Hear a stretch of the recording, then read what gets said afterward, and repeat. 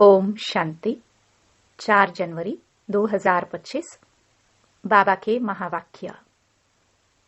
मीठे बच्चे, तुम अशरीरी बन जब बाप को याद करते हो तो तुम्हारे लिए यह दुनिया ही खत्म हो जाती है। देह और दुनिया भूली हुई है। प्रश्न: बाप द्वारा सभी बच्चों को ज्ञान का तीसरा नेत्र क्यों मिला है? उत्तर: अपने को आत्मा समझ बाप जो है जैसा है उसी रूप में याद करने के लिए तीसरा नेत्र मिला है। परंतु यह तीसरा नेत्र काम तब करता है जब पूरा योग युक्त रहे, अर्थात एक बाप से सच्ची प्रीत हो, किसी के नाम रूप में लटके हुए न हो। माया प्रीत रखने में ही विघ्न डालती है। इसी में बच्चे धोखा खाते हैं। गीत: मरना तेरी गली में। ओम शांति। सिवाय तुम ब्राह्मण बच्चों के इस गीत का अर्थ कोई समझ ना सके। जैसे वेद शास्त्र आदि बनाए हैं, परंतु जो कुछ पढ़ते हैं उसका अर्थ नहीं समझ सकते। इसलिए बाप कहते हैं, मैं ब्रह्मा मुख द्वारा सब वेदों शास्त्रों का सार समझाता हूँ। वैसे ही इन गीतों का अर्थ भी कोई समझ नहीं सकते। बाप ही इनका अर्थ बताते हैं। आत्मा जब शरीर से न्यारी हो जाती है तो दुनिया से सारा संबंध टूट जाता है। गीत भी कहता है, अपने को आत्मा समझ अशरीरी बन बाप को याद करो तो ये दुनिया खत्म हो जाती है। ये शरीर इस पृथ्वी पर है, आत्मा इनसे निकल जाती है तो फिर उस समय उनके लिए मनुष्य सृष्टि है नहीं। आत्मा नंगी बन जाती है। फिर जब शरीर में आती है तो पाठ शुरू होता है। फिर एक शरीर छोड़ दूसरे में जाकर प्रवेश करती है। वापस महातत्व में नहीं जाना है, उड़कर दूसरे शरीर में जाती है। यहाँ इस आकाश तत्व में ही उनको पाठ बजाना है, मूल वतन में नहीं जाना है। जब शरीर छोड़ते हैं तो न यह कर्म बंधन न वह कर्म बंधन रहता है। शरीर से ही अलग हो जाते हैं ना। फिर दूसरा शरीर लेते तो वह कर्म बंधन शुरू होता है। यह बातें सिवाय तुम्हारे और कोई मनुष्य नहीं जानते।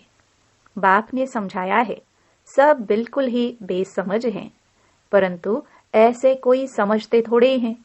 अपने को कितना अक्लमंद समझते हैं, पीस प्राइज देते रहते हैं। यह भी तुम ब्राह्मण कुलभूषण अच्छी रीति समझा सकते हो। वह तो जानते ही नहीं कि पीस किसको कहा जाता है। कोई तो महात्माओं के पास जाते हैं कि मन की शांति कैसे हो। यह तो कहते हैं वर्ल्ड में शांति कैसे हो। ऐसे नहीं कहेंगे कि निराकारी दुनिया में शांति कैसे हो। वह तो है ही शांति धाम। हम आत्माएं शांति धाम में रहती हैं, परंतु यह तो मन की शांति कहते हैं। वह जानते नहीं कि शांति कैसे मिलेगी। शांति धाम तो अपना घर है, यहाँ शांति कैसे मिल सकती? हाँ, सतयुग में सुख शांति संपत्ति सब हैं, जिसकी स्थापना बाप करते हैं। यहाँ तो कितनी अशांति है, यह सब अब तुम बच्चे ही समझते हो। सुख शांति संपत्ति भारत में ही थी। वह वर्षा था बाप का, और दुख अशांति कंगालपना यह वर्षा है रावण का। ये सब बातें बेहद का बाप बैठ बच्चों को समझाते हैं। बाप परम धाम में रहने वाला नॉलेजफुल है, जो सुखधाम का हमको वर्षा देते हैं। वह हम आत्माओं को समझा रहे हैं। यह तो जानते हो, नॉलेज होती है आत्मा में, उनको ही ज्ञान का सागर कहा जाता है। वह ज्ञान का सागर इस शरीर द्वारा वर्ल्ड की हिस्ट्री ज्योग्राफी समझाते हैं। वर्ल्ड की आयु तो होनी चाहिए ना। वर्ल्ड तो है ही, सिर्फ नई दुनिया और पुरानी दुनिया कहा जाता है। यह भी मनुष्यों को पता नहीं। न्यू वर्ल्ड से ओल्ड वर्ल्ड होने में कितना समय लगता है। तुम बच्चे जानते हो, कलयुग के बाद सतयुग जरूर आना है। इसलिए कलयुग और सतयुग के संगम पर बाप को आना पड़ता है। यह भी तुम जानते हो, परमपिता परमात्मा ब्रह्मा द्वारा नई दुनिया की स्थापना, शंकर द्वारा विनाश कराते हैं। त्रिमूर्ति का अर्थ ही यह है, स्थापना, विनाश, पालना। यह तो कॉमन बात है, परंतु यह बातें तुम बच्चे भूल जाते हो। नहीं तो तुमको खुशी बहुत रहे, निरंतर याद रहनी चाहिए। बाबा हमको अब नई दुनिया के लिए लायक बना रहे हैं। तुम भारतवासी ही लायक बनते हो, और कोई नहीं। हाँ, जो और धर्मों में कन्वर्ट हो गए हैं वह आ सकते हैं, फिर इसमें कन्वर्ट हो जाएंगे जैसे उसमें हुए थे। ये सारी नॉलेज तुम्हारी बुद्धि में है। मनुष्यों को समझाना है, यह पुरानी दुनिया अब बदलती है। महाभारत लड़ाई भी जरूर लगनी है। इस समय ही बाबा आकर राजयोग सिखलाते हैं। जो राजयोग सीखते हैं वह नई दुनिया में चले जाएंगे। तुम सबको समझा सकते हो कि ऊंच ते ऊंच है भगवान, फिर ब्रह्मा विष्णु शंकर, फिर आओ यहाँ मुख्य है जगदम्बा जगत पिता। बाप आते भी यहाँ है ब्रह्मा के तन में। प्रजापिता ब्रह्मा तो यहाँ है ना। ब्रह्मा द्वारा स्थापना सूक्ष्म वतन में तो नहीं होगी ना, यहाँ ही होती है। यह व्यक्त से अव्यक्त बन जाते हैं। यह राजयोग सीख फिर विष्णु के 2 रूप बनते हैं। वर्ल्ड की हिस्ट्री ज्योग्राफी समझनी चाहिए ना, मनुष्य ही समझेंगे। वर्ल्ड का मालिक ही वर्ल्ड की हिस्ट्री ज्योग्राफी समझा सकते हैं। वह नॉलेजफुल, पुनर्जन्म रहित है। यह नॉलेज किसकी बुद्धि में नहीं है, परखने की भी बुद्धि चाहिए ना। कुछ बुद्धि में बैठता है या ऐसे ही है, नब्ज देखनी चाहिए। एक अजमल खां नामी ग्रामी वैद्य होकर गया है। कहते हैं देखने से ही उनको बीमारी का पता पड़ जाता था। अब तुम बच्चों को भी समझना चाहिए कि यह लायक है या नहीं। बाप ने बच्चों को ज्ञान का तीसरा नेत्र दिया है, जिससे तुम अपने को आत्मा समझ, बाप जो है जैसा है उसको उसी रूप में याद करते हो। परंतु ऐसी बुद्धि उनकी होगी जो पूरा योग युक्त होंगे, जिनकी बाप से प्रीत बुद्धि होगी। सब तो नहीं है ना, 1-2 के नाम रूप में लटक पड़ते हैं। बाप कहते हैं प्रीत तो मेरे साथ लगाओ ना। माया ऐसी है जो प्रीत रखने नहीं देती है। माया भी देखती है, हमारा ग्राहक जाता है तो एकदम नाक कान से पकड़ लेती है। फिर जब धोखा खाते हैं तब समझते हैं माया से धोखा खाया। माया जीत जगत जीत बन नहीं सकेंगे, ऊंच पद पा नहीं सकेंगे। इसमें ही मेहनत है। श्रीमत कहती है मामेकम याद करो तो तुम्हारी जो पतित बुद्धि है वह पावन बन जाएगी। परंतु कईयों को बड़ा मुश्किल लगता है। इसमें सब्जेक्ट एक ही है, अलफ और बे, बस 2 अक्षर भी याद नहीं कर सकते हैं। बाबा कहे अलफ को याद करो, फिर अपनी देह को, दूसरे की देह को याद करते रहते हैं। बाबा कहते हैं देह को देखते हुए तुम मुझे याद करो। आत्मा को अब तीसरा नेत्र मिला है, मुझे देखने समझने का। उससे काम लो। तुम बच्चे अभी त्रिनेत्री त्रिकालदर्शी बनते हो, परंतु त्रिकालदर्शी भी नंबरवार है। नॉलेज धारण करना कोई को मुश्किल नहीं है, बहुत ही अच्छा समझते हैं, परंतु योग बल कम है। देही अभिमानीपना बहुत कम है। थोड़ी बात में क्रोध गुस्सा आ जाता है, गिरते रहते हैं, उठते हैं, गिरते हैं। आज उठे कल फिर गिर पड़ते हैं। देह अभिमान मुख्य है। फिर और विकार लोभ मोह आदि में फंस पड़ते हैं। देह में भी मोह रहता है ना, माताओं में मोह जास्ती होता है। अब बाप इससे छुड़ाते हैं। तुमको बेहद का बाप मिला है, फिर मोह क्यों रखते हो? उस समय शक्ल बातचीत ही बंदर मिसल हो जाती है। बाप कहते हैं नष्टो मोहा बन जाओ, निरंतर मुझे याद करो। पापों का बोझा सिर पर बहुत है, वह कैसे उतरे? परंतु माया ऐसी है, याद करने नहीं देगी। भल कितना भी माथा मारो, घड़ी घड़ी बुद्धि को उड़ा देती है। कितनी कोशिश करते हैं हम मोस्ट बिलवड बाबा की ही महिमा करते रहें। बाबा बस आपके पास आए कि आए, परंतु फिर भूल जाते हैं, बुद्धि और तरफ चली जाती है। यह नंबर 1 में जाने वाला भी पुरुषार्थी है ना।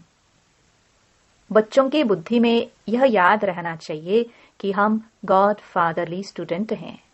गीता में भी है भगवान वाच, मैं तुमको राजाओं का राजा बनाता हूं। सिर्फ शिव के बदले श्री कृष्ण का नाम डाल दिया है। वास्तव में शिव बाबा की जयंती सारी दुनिया में मनानी चाहिए। शिव बाबा सबको दुख से लिबरेट कर गाइड बन ले जाते हैं। यह तो सब मानते हैं कि वह लिबरेटर गाइड है, सबका पतित पावन बाप है, सबको शांति धाम सुख धाम में ले जाने वाला है। तो उनकी जयंती क्यों नहीं मनाते हैं? भारतवासी ही नहीं मनाते हैं, इसलिए ही भारत की यह बुरी गति हुई है। मौत भी बुरी गति से होता है। वह तो बॉम्ब्स ऐसे बनाते हैं, गैस निकला और खलास, जैसे क्लोरोफॉर्म लग जाता है। यह भी उन्हों को बनाने ही है। बंद होना इम्पॉसिबल है। जो कल्प पहले हुआ था सो अब रिपीट होगा। इन मुसलों और नेचुरल कैलामिटीज से पुरानी दुनिया का विनाश हुआ था, सो अभी भी होगा। विनाश का समय जब होगा, ड्रामा विनाश जरूर कराएगा। रक्त की नदियां यहां बहेंगी। सिविल वॉर में एक दो को मार डालते हैं ना। तुम्हारे में भी थोड़े जानते हैं कि यह दुनिया बदल रही है। अब हम जाते हैं सुख धाम, तो सदैव ज्ञान के अतीन्द्रिय सुख में रहना चाहिए। जितना याद में रहेंगे उतना सुख बढ़ता जाएगा। चीची देह से नष्टो मोहा होते जाएंगे। बाप सिर्फ कहते हैं अलफ को याद करो तो बे बादशाही तुम्हारी है। सेकंड में बादशाही। बादशाह को बच्चा हुआ तो गोया बच्चा बादशाह बनाना। तो बाप कहते हैं मुझे याद करते रहो और चक्र को याद करो तो चक्रवर्ती महाराजा बनेंगे। इसलिए गाया जाता है सेकंड में जीवन मुक्ति, सेकंड में बेगर टू प्रिंस। कितना अच्छा है। तो श्रीमत पर अच्छी रीति चलना चाहिए। कदम कदम पर राय लेनी होती है। बाप समझाते हैं मीठे बच्चे, ट्रस्टी बनकर रहो तो ममत्व मिट जाए। परंतु ट्रस्टी बनना मासी का घर नहीं है। यह खुद ट्रस्टी बने हैं, बच्चों को भी ट्रस्टी बनाते हैं। ये कुछ भी लेते हैं क्या? कहते हैं तुम ट्रस्टी हो, संभालो। ट्रस्टी बने तो फिर ममत्व मिट जाता है। कहते भी हैं ईश्वर का सब कुछ दिया हुआ है। फिर कुछ नुकसान पड़ता है या कोई मर जाते हैं तो बीमार हो पड़ते हैं।